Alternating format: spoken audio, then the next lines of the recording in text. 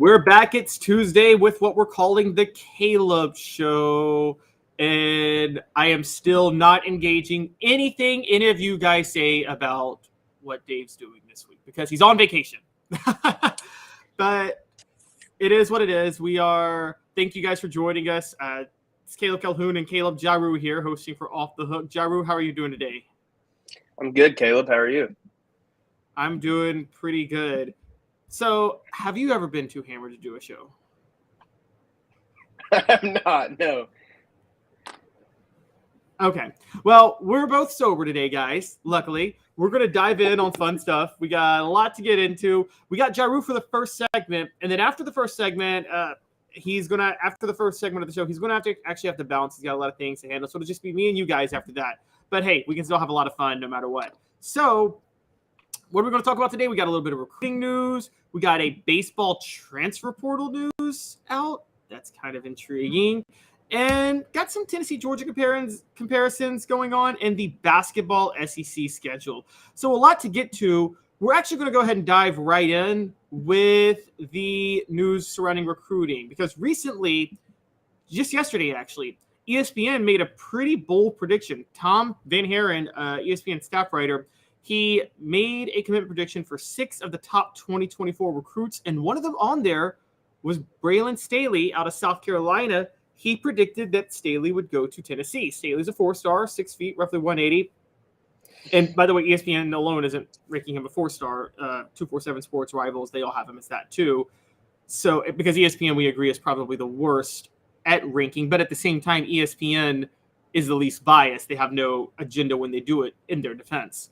But he has Braylon Staley going to Tennessee. But we kind of wanted to dive in on this because we find it intriguing because, as Jarreau pointed out recently, Tennessee's heavily targeting Mike Matthews, who is 6'2", 180 and is a 5-star and is much more highly touted and seems much more likely to land at Tennessee. So, Jarreau, I ask you this simply.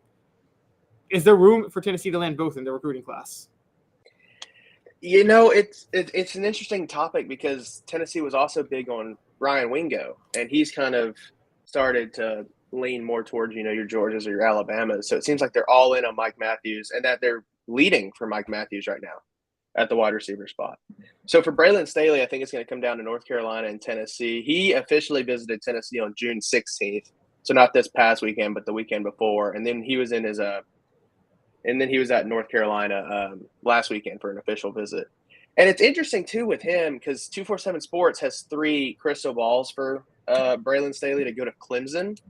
But the Tigers don't seem to be one of his top schools right now. It really does seem to be North Carolina and Tennessee. So you brought up an interesting point as well. If you take Braylon Staley and Mike Matthews, could Staley maybe specialize in more of a slot role? He's 6 foot, 180 pounds. You have to assume he's more of a fast guy compared to Mike Matthews' size and speed you could use on the outside.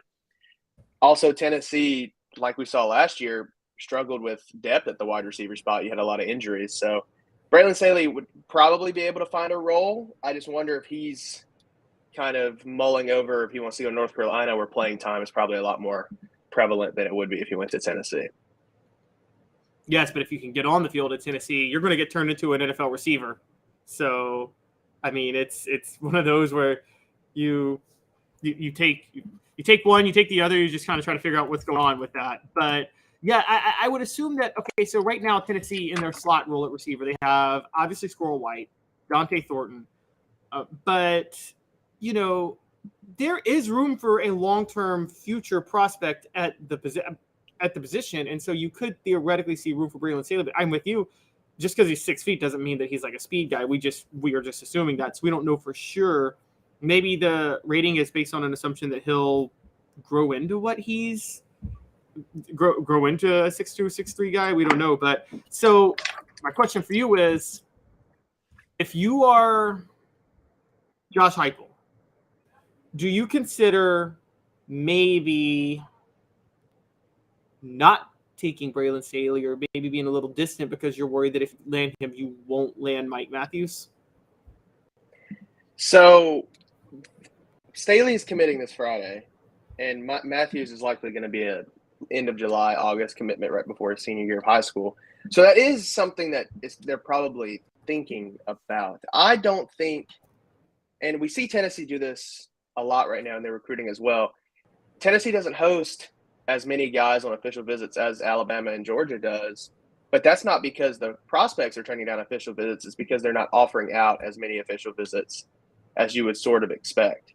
So I'm of the mind that you can't put all your eggs in one basket, because what if Mike Matthews wakes up one morning and decides he doesn't want to commit to Tennessee and wants to commit to, somewhere else that's recruiting him. So that worries me if they do put all their eggs in the Matthews basket and then you don't land Matthews, because now you're kind of left high and dry on all of your receiver targets, because Wingo seems to sort of be a long shot at this point, sort of for Tennessee. They seem to be falling behind in his recruitment as well. And to go off of the slot thing, he ran 100-meter dash times of – Braylon Staley ran 100-meter dash times of 11.24 and 11.51.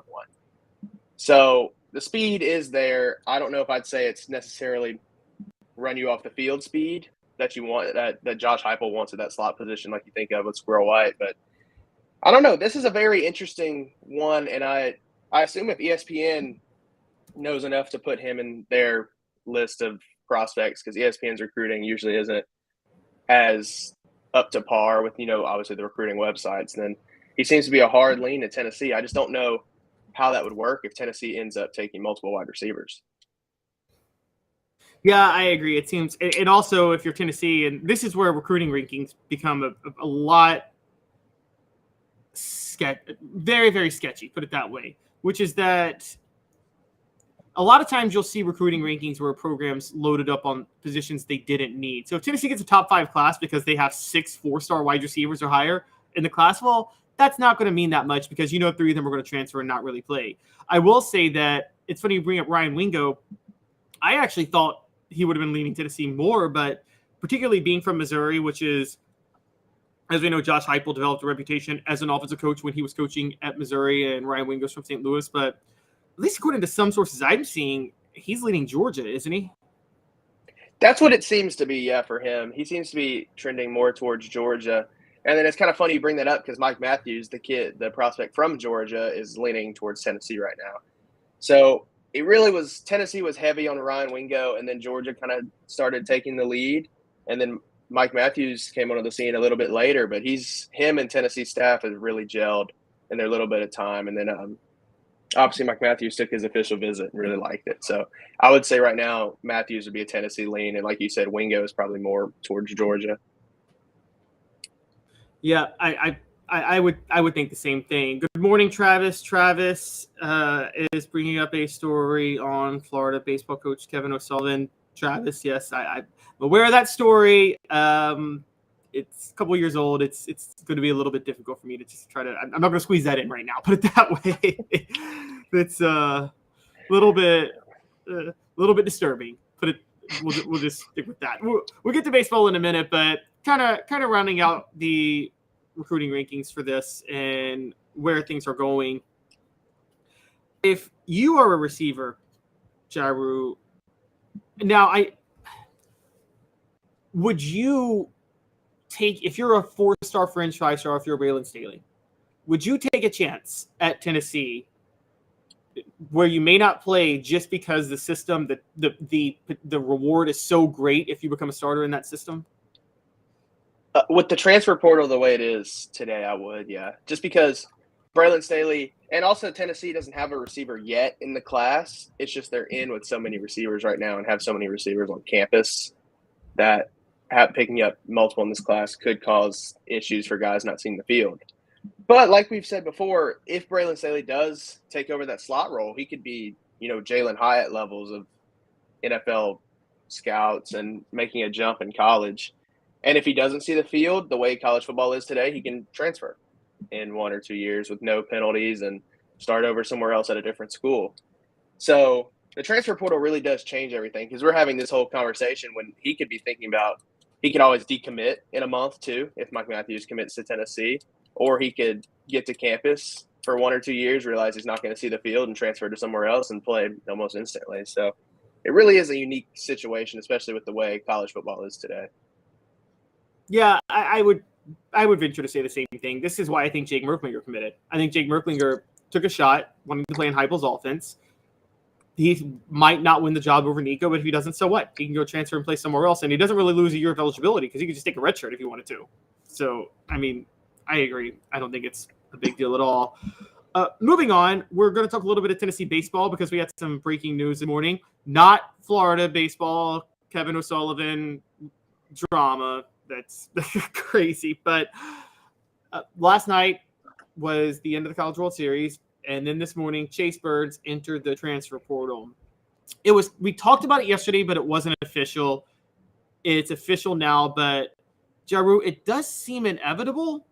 My question is, do you think it's smart for Chase Burns to do this? Like you said, I think it was inevitable. I don't think anybody was really doubting if Chase Burns is going to stay around or go in the transfer portal.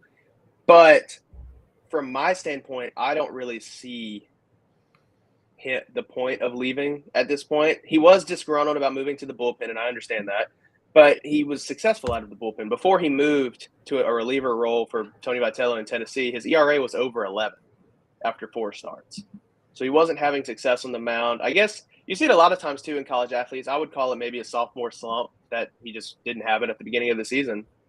But I find it hard to believe Tony Vitello didn't talk to Chase Burns and let him know that he was probably going to be a starter next year. Because you think about it, you lose Andrew Lindsey, who turned into Tennessee's Friday night starter. Chase Dolander's going to the draft, who turned into Tennessee's Saturday starter. So you're left with Drew Beam and Chase Burns as really your 2 real starter mold type guys.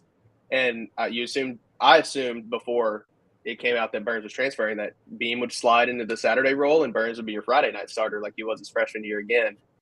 So I'm not really sure what difference it makes if he goes to a different school, because he wasn't having success as a starter at the beginning of the season. And everywhere no matter what school he goes to, the mound's 60 foot 6 inches, and he's still throwing to, you're going to assume, SEC guys. So I don't see the logic, but I assume it was probably a decision between him and his family and what they thought was best. Yeah, it's funny. Just yesterday, it sounds like Tony Vitello told John, or this morning maybe, told John Wilkerson on 99.1 The Sports Animal that his exact quote was, "We've kind of known that he would be gone for a while."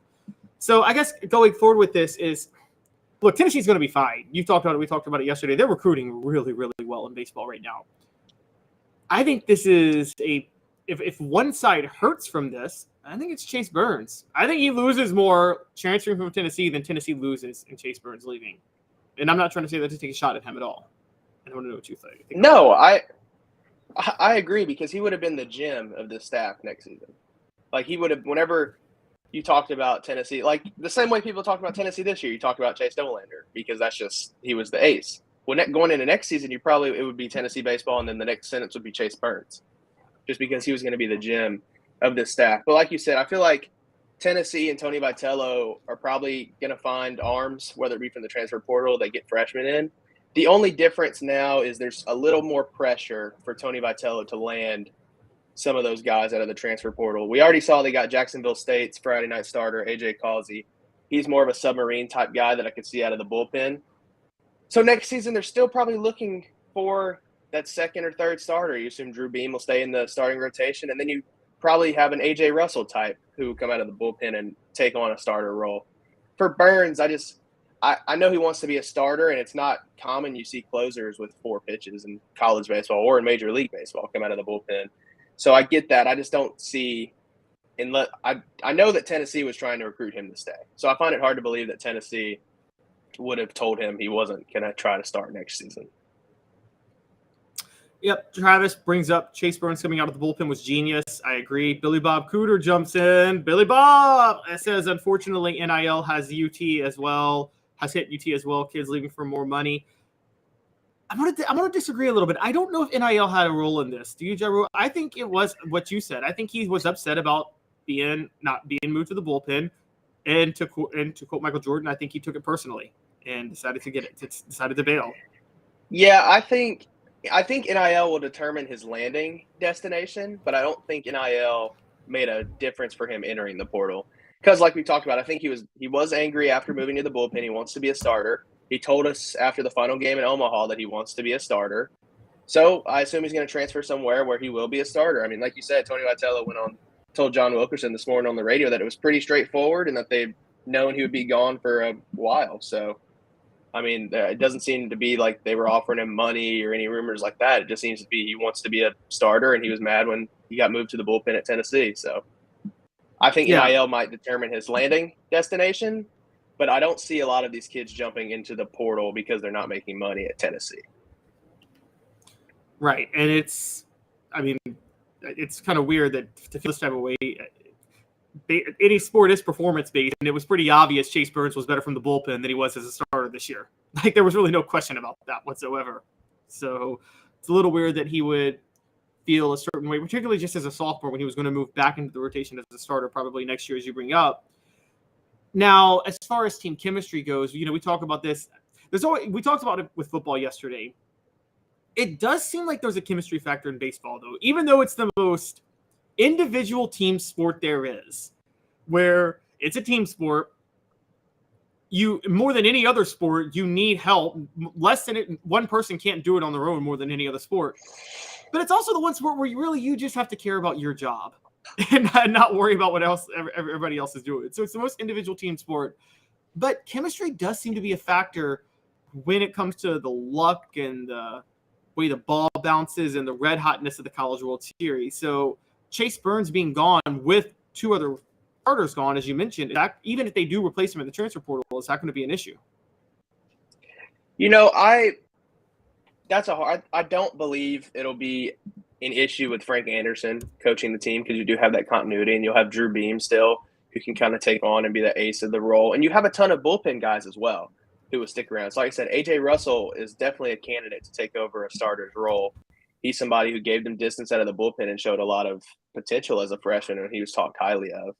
So, and you want to talk about team chemistry in baseball, you can just look at Tennessee's team. I mean, it took them until halfway through the SEC slate to get their stuff together and go from 5-10 to, a 2 seed in the NCAA tournament. So with a lot of transfers this season, you did see that team chemistry kind of play a role. Chase Burns will hurt them on the field, obviously, yes, because you're losing a guy who could run triple digits and threw 4 pitches. But I don't see it being as much as a team chemistry thing, as you say, just with the continuity of the coaching staff. And you still have guys like Drew Beam who can kind of keep the system in place that produced Chase Dolander, guys like Chase Burns, stuff like that. So I do see what you're saying. I just don't. And realistically, if Chase Burns had one foot out the door after he went to the bullpen, then how much chemistry was he contributing to in the locker room? Yeah, you're right. He probably was feeling pretty down on himself, and that might have been infecting the locker room on its own. Which it's funny because we talked about the strength of the bullpen, but Chase Burns was a strength of the bullpen. I mean, I thought that if they could have gotten to that next weekend, that would have been an advantage, but the bats really weren't showing. Jarreau, thanks a lot for doing this. I know you got a roll. We will have you back on Thursday. So, again, I really appreciate it. Thanks for doing this. Yes, sir, Caleb. I'll talk to you later. All right. Have a good one, Jarreau. That is Caleb Jarreau. We couldn't have him, unfortunately, for the whole show today. He has got to run and take care of a few other things. He does a lot of great work for us. We're going to take an early break, and then we're going to get back and talk a little bit about Tennessee football versus Georgia. Beforehand, portions of the program brought to you by Zen Sports. Zen Sports is the new sportsbook in Tennessee, revolutionizing the way you earn sports betting rewards. That means no more deposit bonuses that turn into deposit nightmares. On Zen Sports, what you see is what you get. And with their cash rewards program, you get a lot of cash. For a welcome bonus, earn an unlimited 5% cash back on your betting volume for your first 15 days when you sign up with the code HOOKED. That's HOOKED, HOOKED. That's right, unlimited 5% cash back. Keep betting and keep earning with up to 3% cash back on your betting volume every month after that. And refer friends to earn a percentage of their betting volume as cash rewards too. Zen Sports is bringing the cash back to Tennessee. So if you bet big on sports, you want to be betting on Zen Sports. Zen Sports betting just got better. In 2 minutes, we're going to talk about Tennessee football. We're going to talk about comparing them to Georgia and the explosiveness of the offenses. And we got a little basketball news too. Some hoops news came out yesterday. First, 2 minutes. Estamos in Craving Wings South North Shore location, where we've heard people say that you can get the best wings in East Tennessee. Pero ¿quién es este? El número 87, Jacob Warren. I'll just do 6 of my sauce 87, please. Imposible, señorita. Dale 6 más. Look at these wings. Perfectas, deliciosas, fantásticas. Man, I don't know what you're saying, but it sounds awesome. How do you say fresh, never frozen in Spanish? Frescas, nunca congeladas. Make your way to Craving Wings and get you 6 más. But what was funny about Cadis, we were a full continuum of care at that time. We had detox, we had inpatient, we had outpatient. So we were doing a lot of the things that we do now. But now we just do them so much better. It's really a simple program, but we're complicated people. I am what I am, and now I got to do something about it. You can take your life back. Call Cadis today. Got cataracts? We can fix that. Never miss another moment. With a little help from Doctors Campbell, Cunningham, Taylor, and Hahn at cctis.com. Do you want to own the more that owns every job? Then get to Vassey Lawn and Garden in Cleveland and get you a Toro. I'm David Vassey, here to talk to you about Toro. With a Toro Zero Turn, you'll get more out of every minute and you'll reach the finish line faster. At Vassey's, we like to say, no matter if you're mowing 3 acres a week or 11 lawns a day, homeowners and business owners alike find confidence in equipment they can trust from top to bottom. Vassey Lawn and Garden, Highway 60 North in Cleveland. Man alive, it's worth the drive. Our family has been creating jewelry since 1986, each piece unique with a story all its own. I'm Rick Terry with Rick Terry Jewelry Designs. I'm a jeweler, and I want to be your jeweler. We're grateful that you chose us to be Knoxville's best jeweler. My family and staff look forward to serving you. So please come see us. Kingston Pike and Campbell Station Road in the heart of Farragut and downtown on Gay Street, right next to the Tennessee Theater. Welcome back to Off the Hook Sports. Caleb Calhoun flying solo for the rest of the show. Please hit that like and subscribe button. D is calling you wild on the message boards. Only 2 likes. Travis says one of them is his. More guys, we are really growing something here. I know Dave's off this week. It's the doldrums of summer, but it's an exciting time with what we're doing. I don't have Cooper Mays or Jacob Warren to tell you to hit like and subscribe. I don't have the sound effects that Dave has, but I could use the like and subscribes. We could use them together. Again, we're building something very, very, very exciting here. So yesterday, news came out of the SEC basketball schedule for the 2023-2024 season. The way the SEC schedule works is you play, and we don't know how this is going to work when Texas and Oklahoma are added, but you play 18 conference games. You play all 13 teams once. You have, that would be 3 opponents that you play twice on a rotate every year, which gets you to 16 games. And I believe Tennessee's are South Carolina, Kentucky, and Vanderbilt. Those are the annual ones. And then you have, on a rotating basis, 2 other teams you do a home and home with. Not going to lie to you guys, Tennessee got a brutal draw with the SEC basketball schedule this year. Their other 2 home and homes are Texas A&M and Vanderbilt. Texas A&M and Alabama. Alabama, whatever you think of them as a program, is still rolling under NATO's. Brandon Miller may be gone. They're going to be back. They're going to be fine next year. Texas A&M is a program on the rise under Buzz Williams to the NCAA tournament. Both teams are preseason top 25 teams this early out next year. So Tennessee, and we know what Kentucky can do. We know how dangerous Kentucky is. So Tennessee, 3 of their 5 home and homes next year are going to be preseason top 25 teams. Their schedule's already pretty loaded for non-conference play, which Rick Barnes always does. And I'm just going to pull up the way too early top 25 for you right now because ESPN tracks these weekly. This is probably the best source you can get. To their credit, Tennessee is at number 6. So Tennessee is actually higher ranked than any of these teams we're talking about right now. But other SEC teams are Arkansas at number 14, Alabama at number 18, Texas A&M at number 19.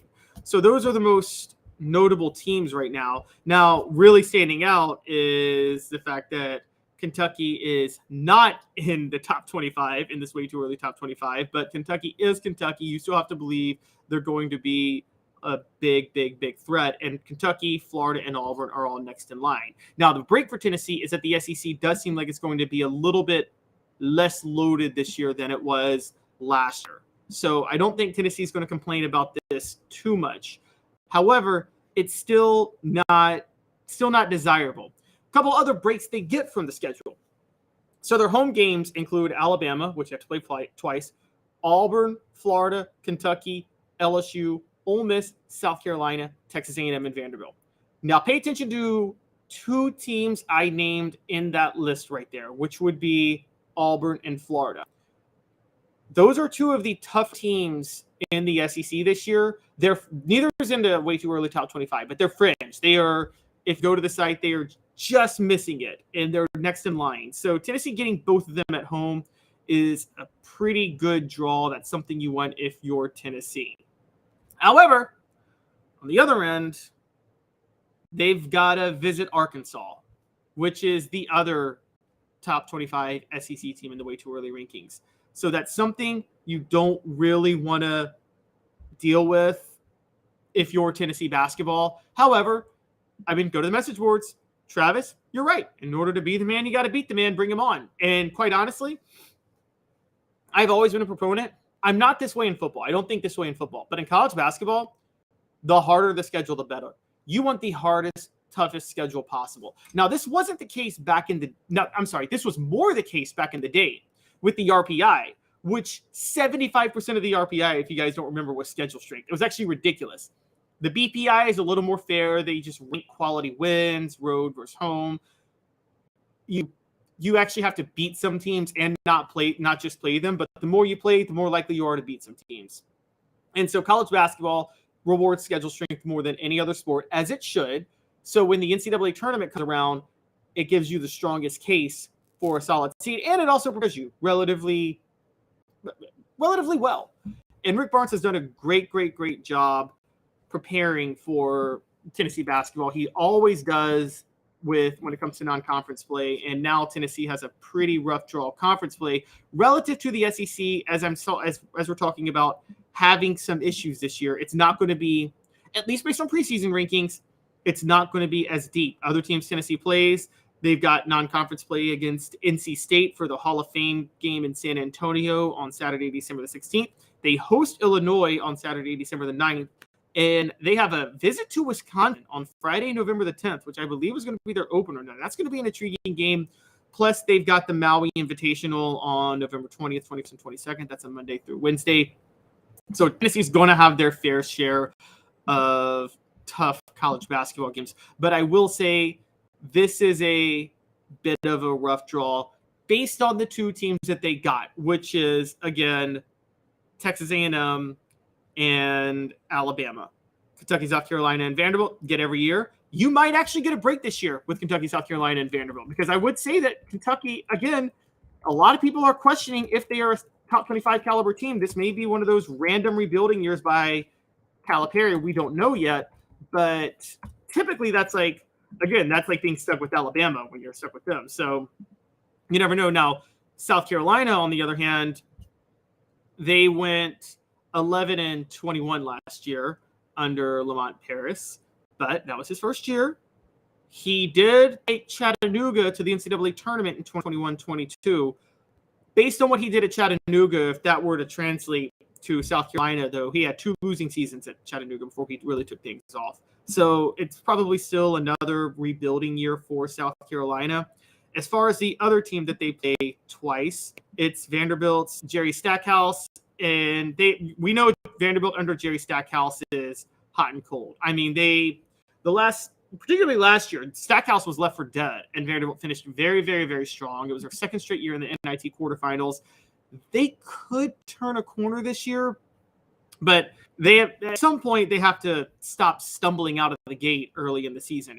Stackhouse, what's happening with him reminds me of Quanzo Martin at Tennessee back there in the day when Tennessee would always finish strong, if you guys remember the Quanzo Martin years, but they would start off really, really, really slow. So they were playing catch-up to get to the NCAA tournament which is why they missed it the first 2 years. They missed it in 2011, 2012, despite finishing second in the SEC. Then they missed it again in 2012 to 13. Finally got in just barely in 2013, 2014, but they always finished strong, so they got to the Sweet 16. So for Tennessee Vanderbilt, it depends on the dates on when they're going to play Vanderbilt. Because if what Jerry Stackhouse has done is any indication, it seems like Vanderbilt's going to be a team that starts slow and starts to finish strong towards the end. Although that was just last year, to be fair. That didn't happen in 2021, 2022. What happened in 2021, 2022 was they actually just they were slogging out the whole regular season and then just turned it on in tournament play in the SEC tournament and then in the NIT. But we don't know for sure if that's going to happen this year with Vanderbilt and Jerry Stackhouse. So again, the real story is Texas A&M and Alabama. Those were two brutal draws for your two road games. For your two home and homes. And then the only way it could have been tougher is it was made tougher because the other team that is going to be one of the toughest teams in the SEC, not named Tennessee, is Arkansas, and Tennessee has to play Arkansas on the road. So in terms of the randomness, Tennessee gets a brutal draw. I don't think Kentucky's going to stay out of the top 25, though. So quite honestly, that also is a brutal draw. Travis says this year Tennessee will be terrific going into the tournament. I agree. I think Tennessee should be in great shape. Now, the question is if Rick Barnes can actually not lose to a lower seed for once in the tournament. Rick Barnes has lost to a lower seed every single year at Tennessee in the NCAA tournament. And there is that issue that he grinds people. I think personally Rick Barnes is changing his approach a bit. I'm seeing that with what he's doing with the transfer portal, willingness to spread the floor more, to shoot more. And I think Tennessee fans should be excited about that. Mr. Jones says hopefully Ziegler is back to form when he comes back. Zakai Ziegler. Well, Mr. Jones, I will say this. He's going to get tested pretty quickly because Tennessee's got a brutal schedule starting out, as I just mentioned. But perhaps that's what they need. That's what he needs to get into a rhythm to kind of get used to playing the competition he's going to have to face. So I think largely Zakai Ziegler and Tennessee will be fine. I think there will be more growing pains with this Rick Barnes team than there will in the past. It's huge that Josiah Jordan-James, Santiago Vescovi, and Ziegler are all back. Honestly, you're not that upset that your bigs are gone, with the exception of Jonas Adu. Uras Plavcic was oftentimes a liability. A lot of the reason when he was successful was because he's let him be successful because they didn't think he was good enough to draw people away from the perimeter. Olivier Kamwa did have that great game when Duke jumped to a zone in the NCAA tournament and started hitting every shot from the free throw line. But just the style of play that takes you far in the tournament now, given how Tennessee's constructed, Kamwa is not going to fit, particularly with Jonas Adu developing. Chris Ledlam coming in also kind of wasn't going to make room for that. So I think the big thing is Tennessee's going more for scores now on the perimeter. They added Jordan Gainey, Dalton Connect, two sharpshooters from USC Upstate in Northern Colorado. Freddie DeLeon, watch out. That's the big one. Freddie DeLeon the fifth. I think he could be a superstar in the making. There's still DJ Jefferson, Jemai Mashak as a defensive specialist, and Jonas Adu and Toby Awaka. That's enough for your post game. Plus, Josiah Jordan-James can move to the post, and there's JP Estrella and Kate Phillips. So I think as far as basketball goes, Tennessee is constructed pretty well. Again, the schedule is the big question. We know they got two brutal draws with Texas A&M and with Alabama. And we also know Arkansas on the road makes it even tougher. Things overall, though, again, the SEC being down can help them. But at the same time, maybe that's why you want the brutal draw if you're Tennessee. The SEC being down, you probably need to play tougher teams to help you up your schedule. That's something that Bruce Pearl did when he first took over at Tennessee in 2005. For those who don't remember, the SEC was really down during that time. It was forgotten about because in 2006, Florida won the national title and LSU reached the Final Four. But during the regular season of that year, people found the SEC to be very mediocre. But Pearl had scheduled Memphis, he had scheduled Oklahoma State, he had scheduled Texas with Rick Barnes, ironically. So it really helped Tennessee, and they got the number 2 seed in the NCAA tournament that year. That's probably going to be the situation Rick Barnes and company are in this year but it's going to be better because they actually do get to go to a tournament going to Maui, and they get Wisconsin and they get NC State. So they get enough teams that's going to beef up their resume. The SEC is very much in flux. It's funny. Back in 2016, 2017, I kind of thought the SEC was a mark of stability with very solid coaches at every program. And, that was when you had Ben Howland at Mississippi State, Quanzo Martin at Missouri, obviously Calipari at Kentucky. You had solid coaches exception of Calipari, that weren't superstar coaches, Frank Martin in South Carolina, but that could get the job done. I think with this new NIL age and with this new amount of money that's coming in, though, I think that many SEC programs are shooting a lot higher than just having a solid basketball program. And you're seeing that a lot more. And I think a lot of them just decided that maybe 2 years ago.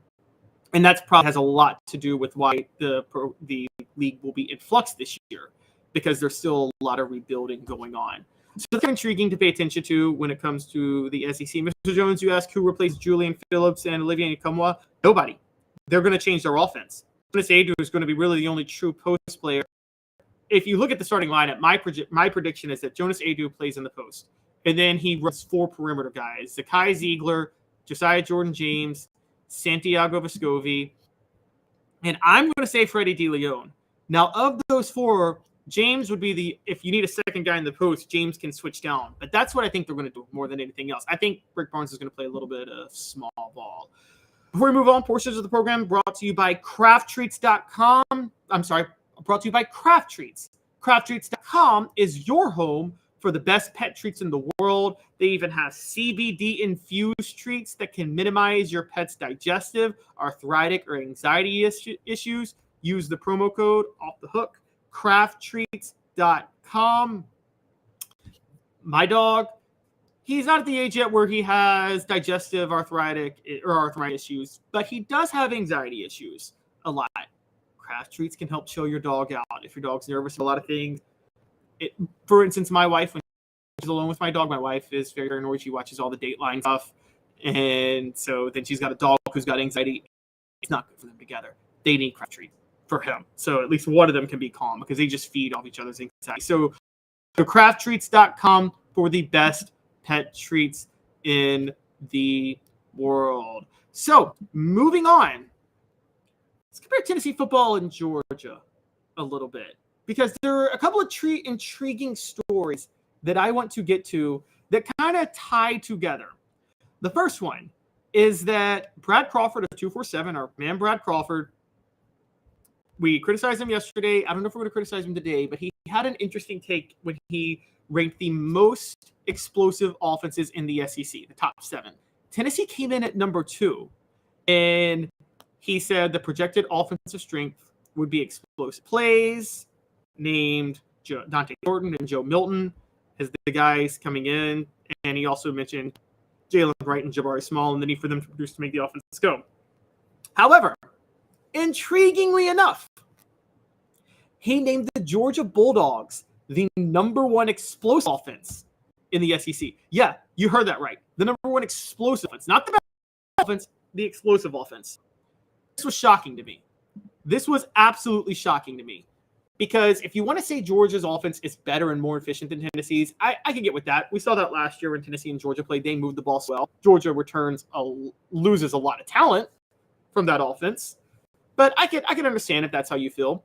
But to say they're more explosive than Tennessee, I think is a little weird. He says that just strength is their offensive line. What's throwing me off about this is, okay, if their strength is their offensive line, they're not going to be explosive. They're going to run the ball. Now, to Crawford's credit, he mentions Carson Beck at quarterback and 2 wide receivers, Dominic Lovett and Robert Thomas, to suggest that Georgia's going to be a little bit more explosive this year than in the past, particularly with Brock Bowers as the headline grabber at tight end. And the offensive line should allow for them to be explosive. I have to be honest. I think one thing could hold back their explosiveness, and that is Mike Bobo. Travis, as you just mentioned on the message board, and I was getting there. Yes, Mike Bobo is the most overrated coach, the most overrated coordinator in college football. I won't say overrated coach. I think Steve Sarkisian might be the most overrated coach, but that's a story for another day. Mike Bobo, I don't understand how he keeps getting jobs. He was under Mark Richt, and then that was Mark Richt's offense, and he's getting credit for Mark Richt's offense, and we're forgetting Mark Richt got fired. Mike Bobo goes to Colorado State. It doesn't work out. Colorado State never had a top 25 offense in 4 years. And here's my rule if you're an offensive coach. If you're a good offensive coach, then when you're at a non-Power 5 school, you should always have a top 25 offense. Always. I'm not saying in your first year. I'm not saying when you're building the program. But when you're at your best, when the program's where you want it to be, your offense should be in the top 25. Mike Bobo's offense never was. That is a giant red flag. I think he's going to make them even less explosive than Todd Monken did, because Todd Monken was great with analytics and smart with how he went about things. But Todd Monken could have been explosive if he needed to be. Kirby Smart didn't want it. So I don't agree with the idea that Georgia's offense is more explosive than Tennessee's. Again, maybe better, not more explosive. Heck, I would put money on LSU's offense being more explosive than Tennessee's, Ole Miss's offense being more explosive than Tennessee's, Arkansas's offense being more explosive than Tennessee's, and maybe even South Carolina's. I'm not saying any of them will be, but they're more likely than Georgia, because Georgia's offense won't be explosive this year, even if it's the best. I don't think either is true, though. And I'm sorry, Tennessee's offense is going to be the most explosive in the SEC.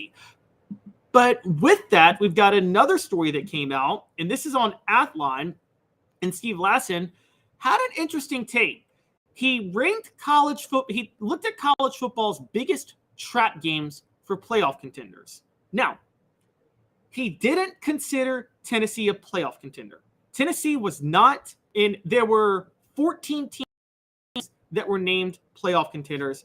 Tennessee, not one of them. Some was Oregon, Clemson, Texas, Utah, Washington, Penn State, Florida State, LSU, Ohio State, USC, Alabama, Michigan, Georgia. Those are the playoff contenders.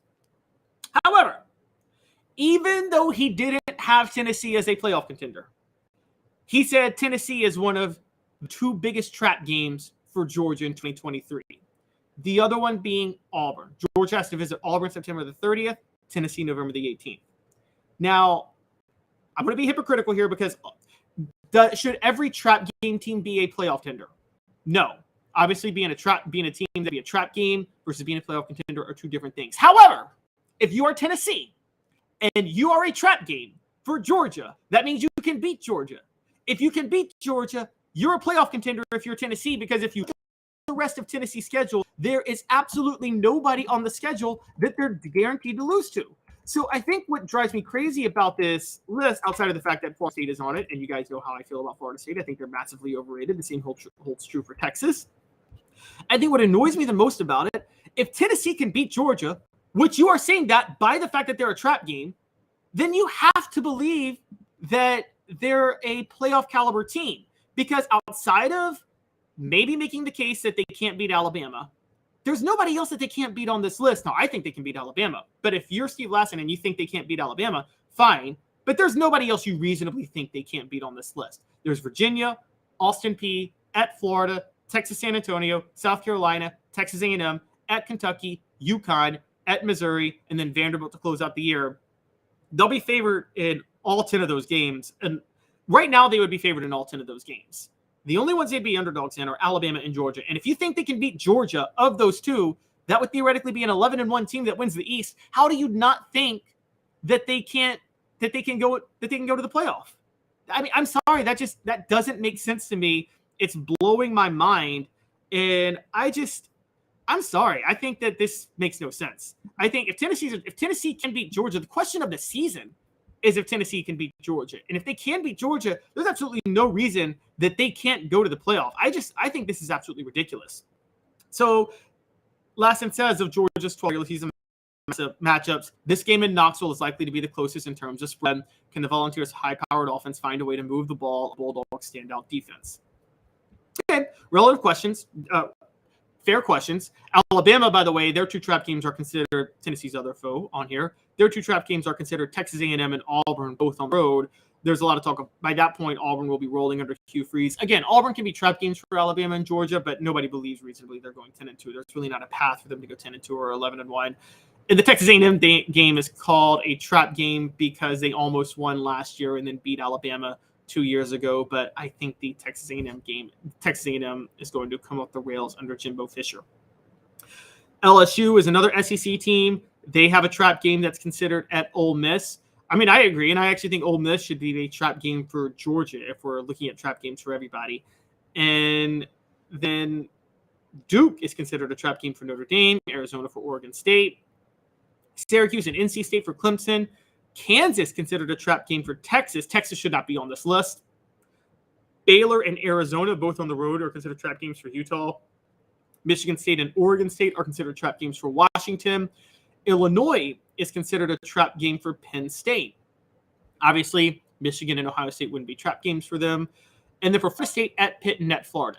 Now, if Tennessee were on this list, you might call Florida a trap game. I call Kentucky and Missouri trap games, but I could see Florida on this list. I think people are way too high on Florida right now because of one hot recruiting weekend that they had under Billy Napier. Jarreau and I talked about that at length yesterday. And Pitt is kind of an intriguing one, given what Pat Narduzzi is running. Florida State's not going to have a trap game. 8-4, 9-3, something like that. They're going to be a massive disappointment this year. They're getting way too hyped. Ohio State's big trap game at Wisconsin. That is very intriguing. It's right after they play Penn State, and it'll be in late October, so the program might be rolling a little bit under Luke Fickell. USC's biggest trap game is at Cal. Okay, I can see that. Justin Wilcox, former Tennessee defensive coordinator, everybody, has done a pretty decent job running that program. He's a great defensive coach. If Derek Dooley doesn't lose him, he may still have his job at Tennessee. And Michigan's trap game is at Maryland. But the real story, again, is Georgia and Tennessee.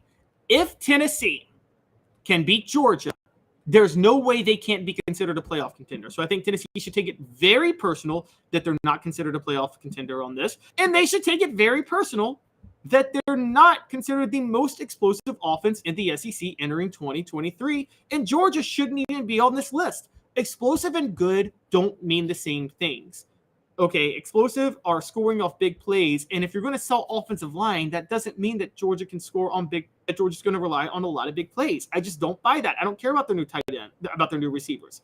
They're going to rely on their offensive line, running the ball, and Brock Bowers. And Mike Bobo himself is an explosive offensive coordinator. So this is just kind of an annoying list altogether. I got to be honest with you guys, but the more I look at things, and the biggest story for me is for why Tennessee should have the most explosive offense in the SEC.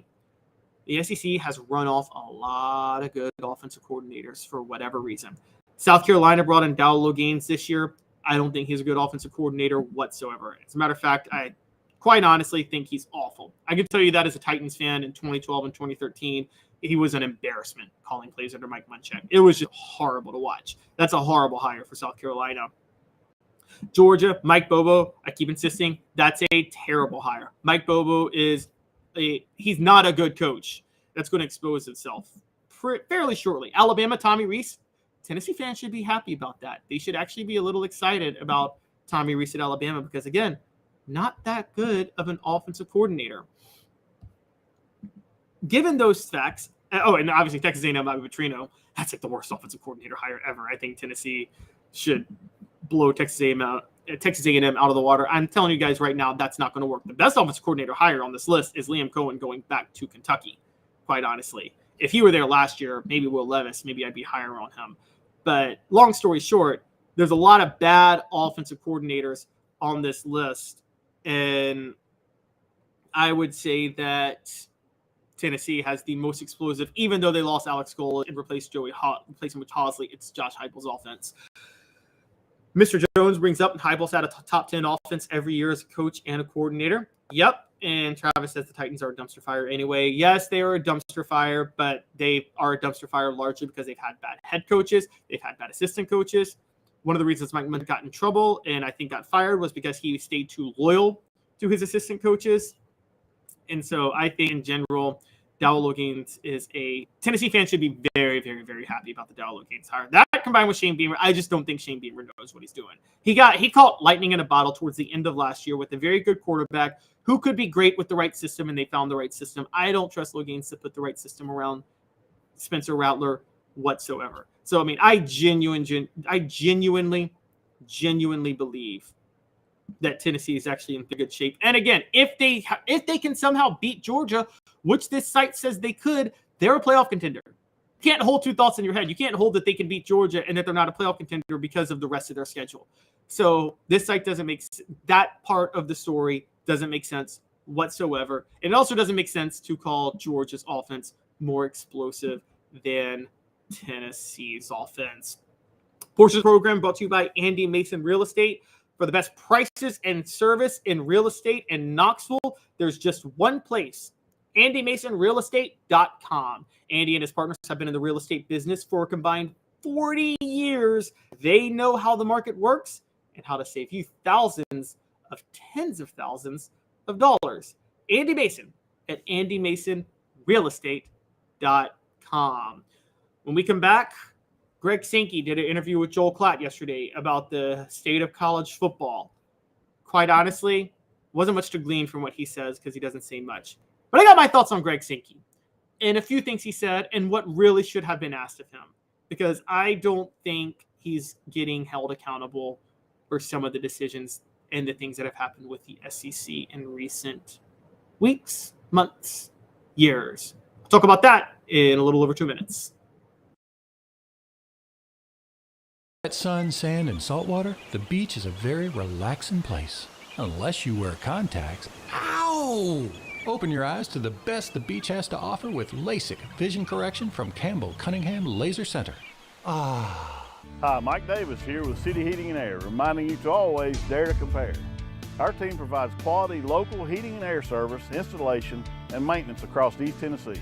We use only the best equipment like American Standard heating and air conditioning for your residential, new construction, or commercial needs. Honesty, dependability, and customer satisfaction have been the cornerstones of our business since 1961. City Heat and Air. Dare to compare.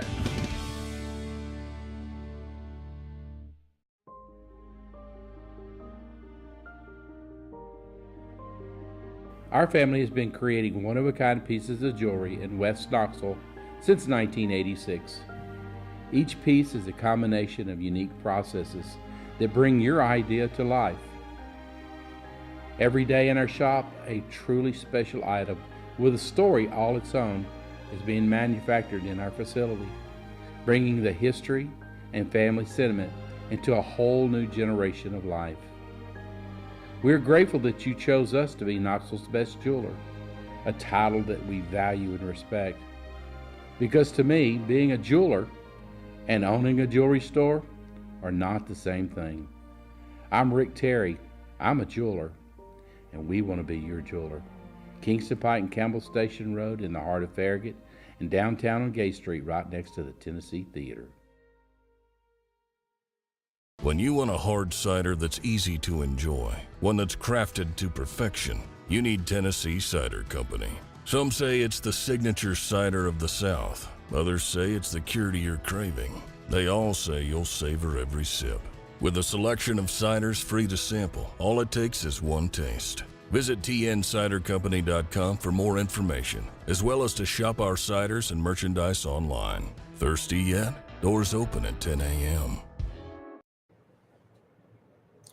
Welcome back to the show. Please hit that like and subscribe button. Caleb Calhoun still flinging solo for Dave Hooker this week. I'm not solo all week, don't worry, but I have to be today. Jarreau was on in the first segment. If you guys want to go back and check that out, we talked a good bit about recruiting and Chase Birds entering the transfer portal.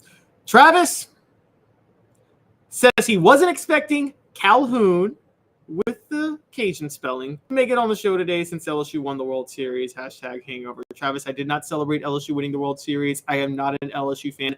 I am a fan of facts. And the facts are LSU right now is probably the biggest threat to Tennessee in terms of NIL and staying ahead of the curve on things. And their football program, again, LSU is the best job in America. So that's all that is. I'm sorry. That is the truth. Georgia and Ohio State are like 1B the best jobs in America in football if we want to go there. That doesn't make me a Georgia or Ohio State fan, but well played. Maybe I'm just a hardcore Peyton Manning fan and he's from Louisiana, which I am a Peyton Manning fan. I believe he's the best quarterback of all time. And since he's from New Orleans, does that have something to do with me being loyal to Louisiana? I don't know. I'm from Memphis, but I am a Lil Wayne fan though. Anyways, Greg Sankey was on Joel Klatt's show yesterday. It was the same type of interview that Klatt did with Nick Saban a week ago. Quite honestly, Greg Sankey reminds me a lot of Nick Saban. Very methodical, very political with his answers, boring a lot of times, but gave some intriguing answers on issues in college football. Because as we all know right now, college football is going through a massive transition. And he talked about playoff expansion, the calendar, the scheduling, conference games, NIL, transfer portal. I encourage all of you to go and check out that interview with the forewarning that you're not going to get any real answers, honestly, because Greg Sankey says a lot while saying nothing. A couple of things, though, that Greg Sankey brought in that kind of stood out to me. A couple of annoying things. One was he talked about how the SEC didn't need playoff expansion. And his quote was, "The number of teams that have captured national championships out of this league is remarkable, and that's unique. That's part of what sets us apart. So we didn't have to expand." And I meant that. Even after we announced the additions of Oklahoma and Texas, I'm still comfortable staying at 4. I don't think we are going to have fewer teams in the 4 than we've had. But the feeling was that we weren't building upon the existing health of college football to the future of college football, particularly because we have an entire segment of the country not involved in the national championship, and that's the West Coast. This is a flat-out lie by Greg Sankey. Okay, I'm just going to tell you this is a flat-out lie. He's trying to pretend that the expansion didn't help the SEC, and it was more about involving other conferences. If it was about involving other conferences and other regions, one, the SEC itself wouldn't be expanding that 16 teams, and now rumors are they're trying to raid the ACC, which they are. And more importantly than that, he would have been fine with the initial proposal, which was an 8-team playoff where the 5 Power 5 champions go, the top group of 5 champion goes, and then 2 wild cards. He didn't want that either. And the reason he didn't want that, the reason he went to 12, was he wanted to maximize the number of SEC teams that could possibly get in, which is fine. That's the goal. It's about maximizing the revenue and the money. But quite honestly, just be upfront with that. He wanted more. That was one of the holdups on expanding the playoff to begin with. Was Sankey wanted a 12-team playoff. I think there were a couple of other conferences and commissioners who did. I believe Notre Dame wanted a 12-team playoff because that opened more wild card spots because they can't get an automatic bid as a conference champion. But for him to say something like that, that's just quite honestly it's just annoying that he would say something like that because it's just not true based on what he was trying to do. He wanted to expand and he just wanted to make sure they expanded to 12, not 8. Now, another interesting thing Sankey said was about future SEC schedules. Now, this is a big one. As we know, Sankey wanted 9 games for an SEC schedule starting next year with 16 teams and no divisions. The schools couldn't agree. Tennessee was one of the ones that blocked him along with Alabama, and the SEC is now stuck at 8 games next year. You can't have competitive balance in this league if you have an 8-game schedule with 16 teams and no divisions. It just can't happen. Sankey said, quote, "Our decisions about scheduling will have a lot of factors: non-conference game access, the number of conference games, how we place and how we schedule. Within the conference context, while we try to spread conference games throughout the season, we're somewhat unique in that we start week 2 with really important games. If you're going to play in week 2, that means you're going to have to fill some games out later in the season with non-conference foes." That is the most non-answer answer I've ever heard in my life. Okay, he was asked about how the SEC was going to design their future schedules. What he said doesn't mean anything. The real question was, how did he not have his troops in order in line for the SEC scheduling when the meeting in Destin happened 2 weeks ago? And I have to be honest with you guys. I think Greg Sankey is losing his grip on the conference.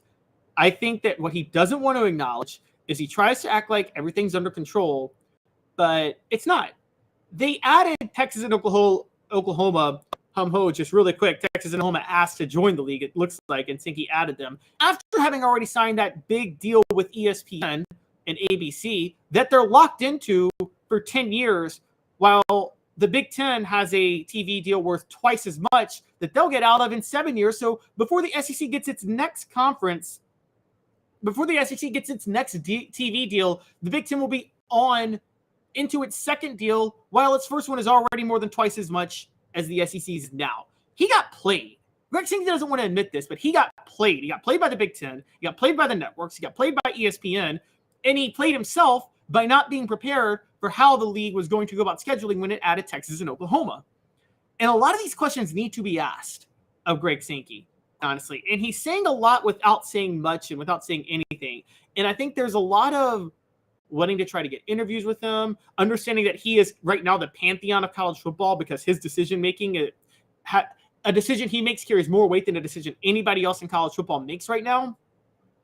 But that's all the more reason to ask him how he could get played by Kevin Warren and the Big Ten, how he could get played with not being prepared with Texas and Oklahoma joining the league. I mean, guys, I don't know what's going to happen beyond 2024, but if they don't hash this out quickly, there will be some Tennessee will not be playing Alabama in 2025. That rivalry is gone, okay? Because you can't stick with an 8-team schedule in the SEC. You have to go to 9. So I think Greg Sankey is getting away with a lot right now. And he said a lot while saying nothing in this interview yesterday. And I think he needs to be called out for it. I mean, he didn't even answer if all conferences should go to the same scheduling. He was asked about that. He was talking about the challenges presented by NIL. I mean, and all he said with NIL was that, kids spend a lot of money when they have it when they're 18 or 19. Okay, so how do you address it? I mean, again, he's not saying really anything. And I think the thing that's concerning, if you're an SEC football fan, is I don't think he's getting out ahead of this stuff either, guys. I really don't. I think Greg Sankey is Greg Sankey took over the best product in America, which is SEC football. The best product in America. It's the most valuable product, in opinion, in America. Wasn't that hard to mess up? And I don't think he messed it up. But I think the revenue and the popularity it's getting is not a testament to him. I think it's a testament to the SEC is just naturally a great product as it is. Similar to Roger Goodell in the NFL. A lot of people think Roger Goodell is a good commissioner because of the money the NFL's been bringing in over the last 10 years. I take the opposite approach. I think the NFL is just a naturally great product, and you have to work at it to mess it up. You actually have to actively do things to screw it up, and Roger Goodell hasn't actively done things to screw it up. He has made a lot of missteps that hurt some of the NFL's following at different years. I got to be honest with you. So no, I don't think Roger Goodell is a good commissioner just because the NFL increases in revenue. It increases in revenue every year because he took over a good situation. This is like when a CEO takes over a great company that's on the rise. I think I'm just going to say it. I think the SEC, I think Greg Sankey might be the Roger Goodell of the SEC. He's taken over a product that is an amazing product that I could sell. Honestly, that anybody could sell it. I'm a terrible salesperson. I'll be honest with you, but I could sell that to anybody. The SEC is a heck of a product. It's very much Larry Coker the first year at Miami when he inherited that Miami Hurricanes team and won a national title that Butch Davis had built that was the most talented team in college football history. I mean, we see that all the time in college football and college basketball where a coach takes over a program that another coach built up, and then that coach enjoys the fruits of the labor and just rides the wave of success. Some people might say Philip Fulmer did that when he was at Tennessee. And I'm going to argue that Greg Sankey is doing the same thing in the SEC right now. And yes, Roger Goodell is doing the exact same thing in the NFL. They're both riding a wave. They inherited a good product. You and I could have made that product successful. What the Big Ten did was a little bit different. The Big Ten product is not as good as the SEC's. It's not. South Carolina versus Kentucky is going to be a bigger draw every time than Illinois versus Purdue. It just is. The Big Ten is not as good of a product, yet they got a better deal on their TV deals, and they have a better scheduling method, and everybody was on board for the scheduling method, by the way, for football. So they get to protect all their rivals. So the Big Ten was put together very, very, the Big Ten has been completely organized, completely methodical. They got USC and UCLA after the SEC got Texas and Oklahoma, and they were more prepared for their scheduling. And Greg Sankey needs to be called out on these things. And he shouldn't do another interview until someone asks him about why he didn't have his ducks in a row for the scheduling and how he let the Big Ten get a deal worth twice as much as the SEC. And if the SEC will be able to renegotiate with ESPN whatsoever, because this contract was done before Texas and Oklahoma were added. And if they can't, then the SEC signed a bad deal and they got played by ESPN. And they need to be called out for that because this is a 10-year deal, guys. That means if they're stuck in this, that means for 10 years, the Big Ten will be bringing in twice as much revenue as the SEC.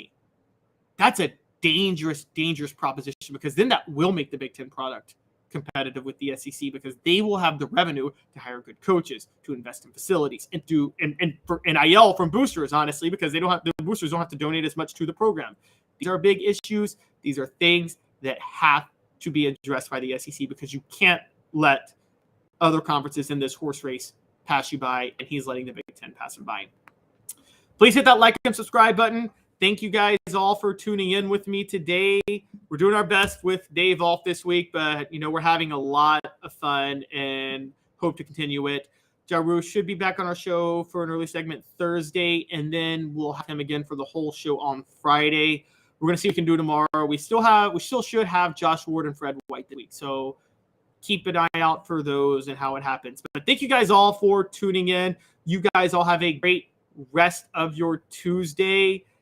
And again, we'll be back tomorrow at 10 o'clock, still doing the show, same time, regardless of who's on. I will be here. So thank you guys all. Have a good one.